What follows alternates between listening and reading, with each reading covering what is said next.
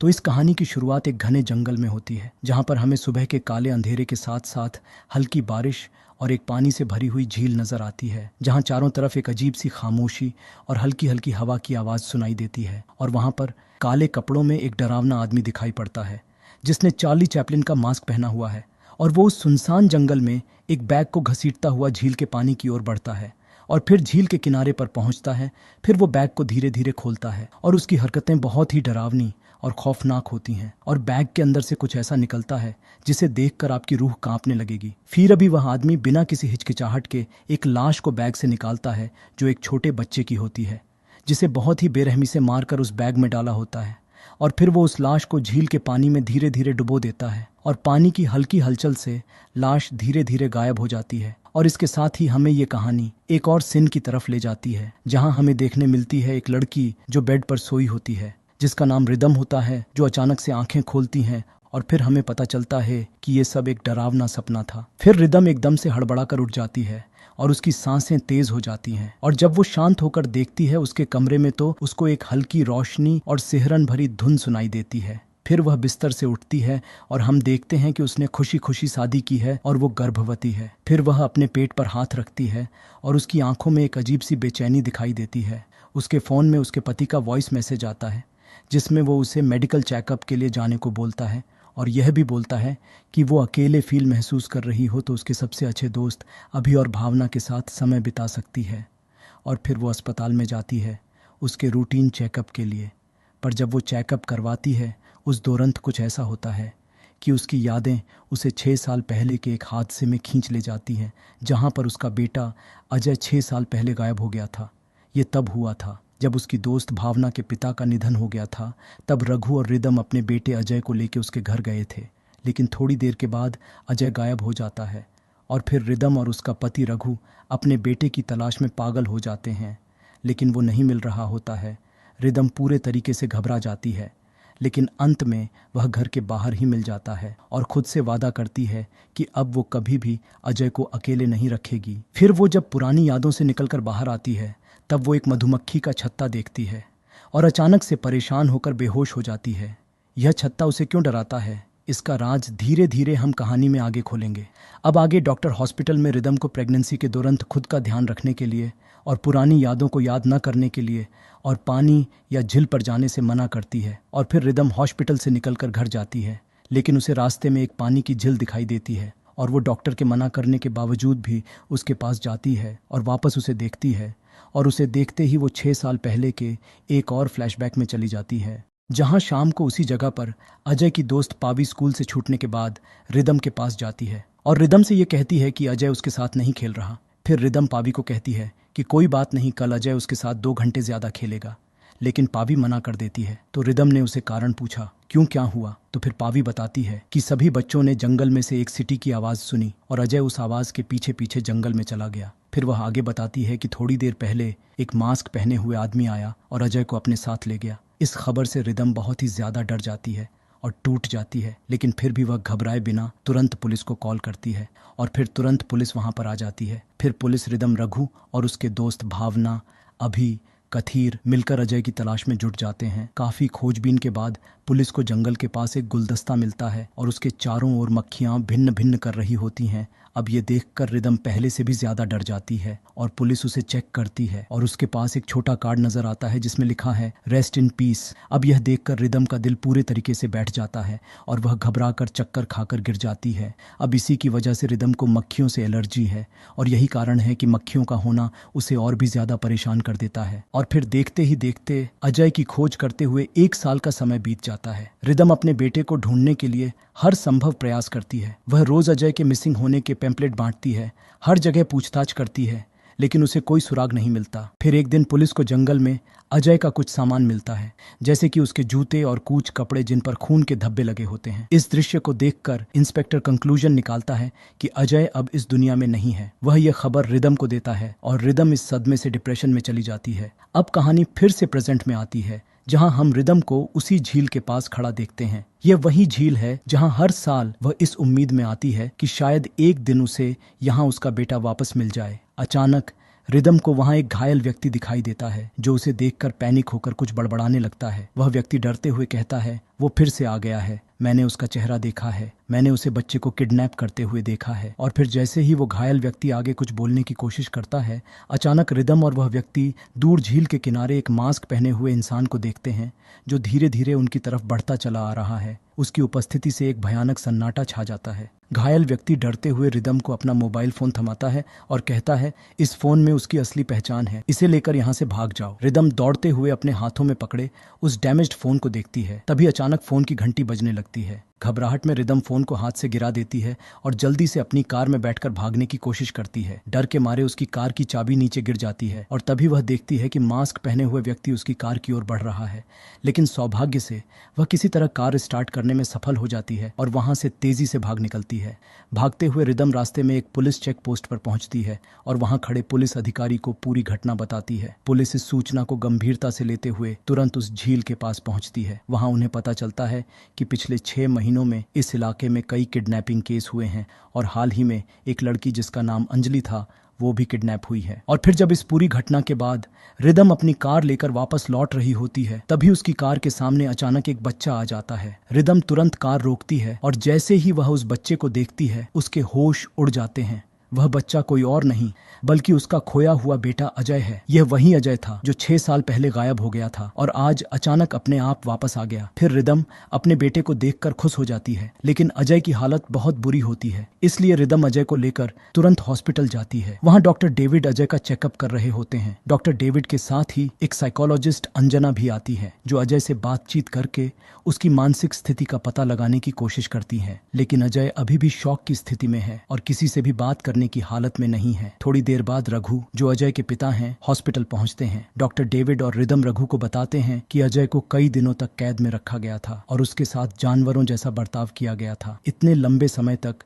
Torture और इंसानों से दूर रहने की वजह से अजय अब लोगों से मिलने से डर रहा है और सोशलाइज नहीं कर पा रहा है। और इसके साथ साथ हमें एक फ्लैशबैक दिखाया जाता है जहां अजय के गायब होने के बाद रघु ने पूरा इल्जाम रिदम पर डाल दिया था और इस कारण रिदम डिप्रेशन में चली गई थी और इसी बाद रघु ने उसे तलाक दे दिया था। उस समय के बाद ही गौतम रिदम की जिंदगी में आया और उसने रिदम का साथ दिया। कहानी फिर से प्रेजेंट में आती है जहां रिदम अजय को अपने साथ घर ले आती है और रात को जब रिदम सो रही होती है, उसे फिर से एक डरावना सपना आता है जिसमें वह खुद को उसी झील के पास पाती है और वहां उसे वही चार्ली चैपलिन का मास्क पहना हुआ इंसान नजर आता है जहां पर उसे उसका पेट डॉग और अजय खड़े हुए नजर आते हैं। इस डरावने सपने से रिदम अचानक घबराकर उठ जाती है और उसी वक्त उसे अजय के कमरे से कुछ आवाजें आती हैं और रिदम उठ के अजय के कमरे में जाती है और देखती है कि अजय कुछ हमिंग कर रहा है।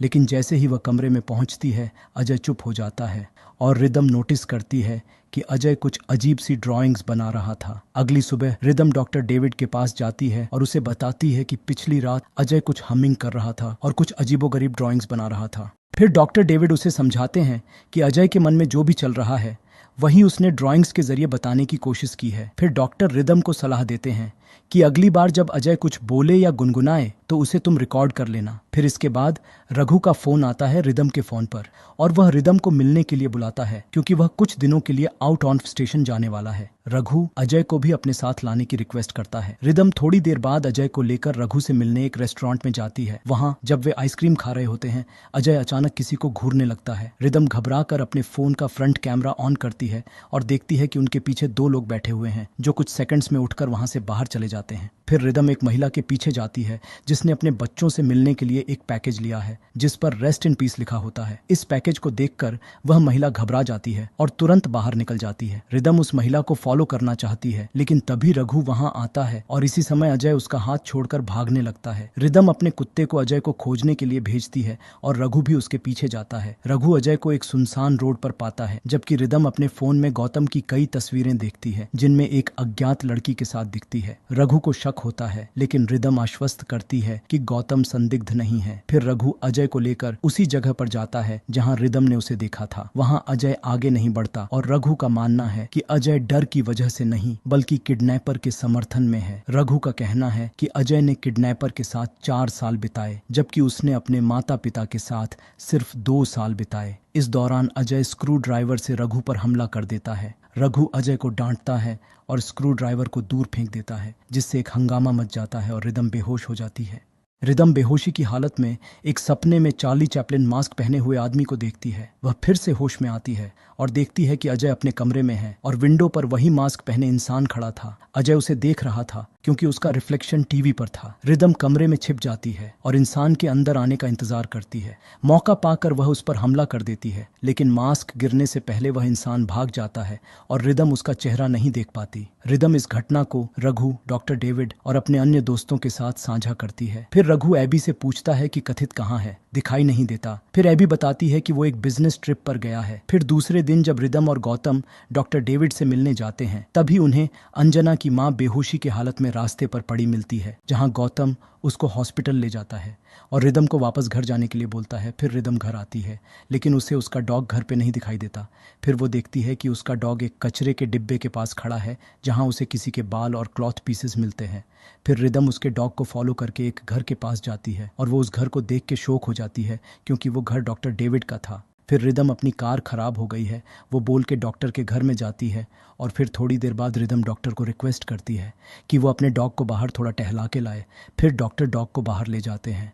बाद में रिदम डॉक्टर के घर की छानबीन करती है और उसे एक सीक्रेट रूम में एक आदमी की लाश मिलती है और अंजना बेहोश अवस्था में मिलती है और रिदम पुलिस को बुला लेती है। उसके बाद पुलिस डेविड को गिरफ्तार कर लेती है और जब पुलिस डॉक्टर डेविड से पूछताछ करती है, तब वह बताता है कि उसने कई बच्चों को किडनैप किया और उनके ऑर्गन्स बेच दिए, जबकि बाकी की लाशों को एसिड में घोल दिया। लेकिन उसने रिदम के बेटे अजय को किडनैप नहीं किया था। फिर वो रिदम को यह भी बताता है कि असली कातिल और किडनैपर उसी का कोई करीबी है। फिर रिदम को रघु पर शक जाता है क्योंकि अजय ने उसकी बात सुनी थी। फिर वो गौतम को फोन करती है, पर वो फोन नहीं उठा रहा होता। फिर तुरंत रिदम हॉस्पिटल जाती है और उसे वहां गौतम जख्मी अवस्था में मिलता है, जो बताता है कि मास्क पहने हुए व्यक्ति ने उस पर हमला किया था और वह व्यक्ति पुरुष नहीं बल्कि एक महिला है। रिदम को याद आता है कि पुलिस कस्टडी में डेविड ने बताया था कि असली कातिल और किडनैपर उसका ही कोई करीबी है। अजय की ड्राइंग में कातिल के लेफ्ट हैंड में वेपन दिखाए गए थे, जो यह संकेत देते हैं कि कातिल लेफ्टी है। ये सब संकेत एक ही व्यक्ति की तरफ इशारा करते हैं। फिर अचानक से उसे कुछ याद आता है और वो गौतम को एडमिट करके एक कार लेके एक घर की तरफ जाती है, जहां पर वो कातिल भी आ जाता है और रिदम के सर पर गन तांग देता है और धीरे से अपना मास्क निकालता है। रिदम उसका चेहरा देखकर शॉक हो जाती है। उसने कभी सोचा नहीं था कि उसी के साथ हर पल रहने वाली उसी की दोस्त होगी। जी हाँ दोस्तों, कातिल और कोई नहीं, उसी की दोस्त भावना होती है। और रिदम देखती है कि भावना ने उसके घर में अजय को किडनैप कर रखा है। फिर भावना रिदम को कुछ बातों से एक ड्रिंक पीने पर मजबूर कर देती है और उसे पीने के लिए कहती है। रिदम ड्रिंक पी लेती है और बाद में भावना ने ऐसा क्यों किया वो बताती है। फिर वापस एक फ्लैशबैक आता है जिसमें हमें दिखाया जाता है कि भावना के माता पिता हर छोटी मोटी बातों से भावना की तुलना हमेशा रिदम से किया करते थे, जिससे वो हमेशा खुद को कमजोर और मायूस महसूस करती थी।